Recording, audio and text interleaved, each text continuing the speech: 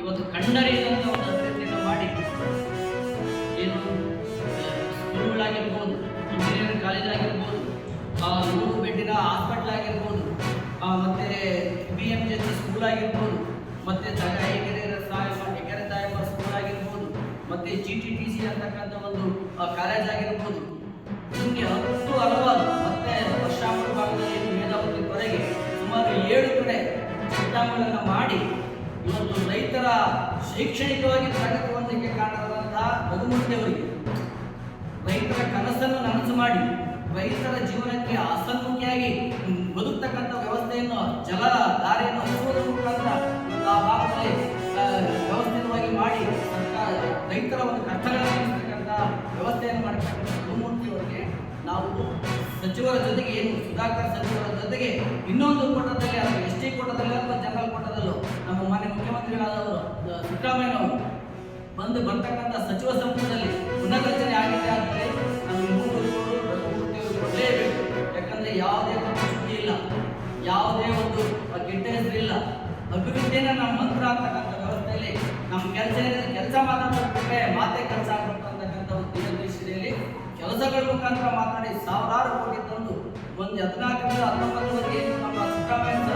ಸರ್ಕಾರ ಏನು ಅದು ಸುವರ್ಣ ಇಲ್ಲ. ನಮ್ಮ ರಘುಮೂರ್ತಿಯವರಿಗೆ ಸುಮಾರು 100 ಸಮುದಾಯ ಭವನಗಳು, 100 ಚೆಕ್ ಡ್ಯಾಮ್ಗಳು, 100 ಅಂಗನವಾಡಿ ಏನು ಪ್ರತಿಯೊಂದು ಮಾಡಿ ಸಿದ್ದರಾಮಯ್ಯನವರು ಆ ಕಾಲದಲ್ಲಿ 1700 ಕೋಟಿ ಕಾಮಗಾರಿಯನ್ನು ಒಂದೇ ಸಲ ಉದ್ಘಾಟನೆ ಮಾಡಿದ್ರು ನಮ್ಮ ಚಳ್ಳಕೆರೆ PMC ಇಂಥ ಒಂದು ಚಳ್ಳಕೆರೆ ಶಾಸಕರಾಗಿ ಎಲ್ಲರ ರೈತರ ಒಕ್ಕಲಿಗರ ಸರ್ಕಾರದ ಒಕ್ಕಲಿಗರಂತೆ ಈ ಸರ್ಕಾರದ ಸಚಿವ ಸಂಪುಟದಲ್ಲಿ ಪುನರ್ರಚನೆ ಆದಲ್ಲಿ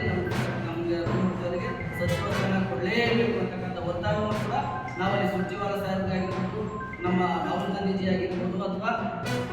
ಪ್ರಿಯಾಂಕಾ ಆಗಿರ್ಬೋದು, ಮತ್ತು ವೇಣುಗೋಪಾಲದವರಿಗೆ ನಾವು ಮನವಿಯನ್ನು ಮಾಡಿ ಟೈಪ್ ಮಾಡ್ಕೊಂಡಿದ್ದೀವಿ, ಮನವಿಯನ್ನು ಕೊಡ್ತೇವೆ.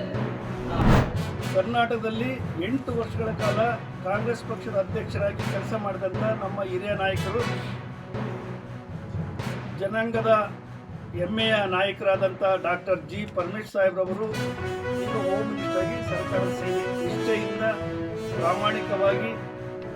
ಕಾಂಗ್ರೆಸ್ ಪಕ್ಷದ ನಿಷ್ಠಾವಂತರಾಗಿ ನಾವು ಈ ಸಮುದಾಯ 90% 100% ಕಾಂಗ್ರೆಸ್ ಸರ್ಕಾರಕ್ಕೆ ನಾವು ಮೊದಲಿಂದಲೂ ನಾವು ಯಾವತ್ತೂ ಬದಲಾವಣೆ ಆಗಿಲ್ಲ. ನಾವು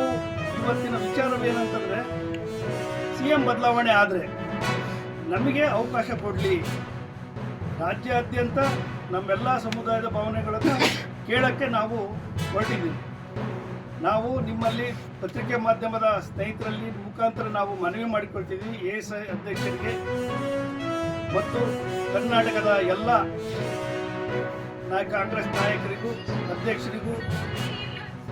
CM ಬದಲಾವಣೆ ಏನಾದರೆ ದಯಮಾಡಿ ನಾವು ನಮ್ಮ ಸಮಾಜಕ್ಕೆ CM ಅವಕಾಶವನ್ನು ಮಾಡಿ ನಮ್ಮ ಸಮಾಜದ ಗುಣವನ್ನು ನಾವು ಕಾಂಗ್ರೆಸ್ ಪಕ್ಷಕ್ಕೆ ಕೊಟ್ಟಂಥ ಇದನ್ನ ಅವಕಾಶವನ್ನು ನಮಗೆ ಸಹಕಾರ ಮಾಡಬೇಕು ಅಂತ ನಾನು ಈ ಮೂಲಕ ನಿಮ್ಮಲ್ಲಿ ಮನವಿ ಮಾಡಿಕೊಳ್ತೇನೆ. ದಯಮಾಡಿ ಪತ್ರಿಕೆ ಮಾಧ್ಯಮರು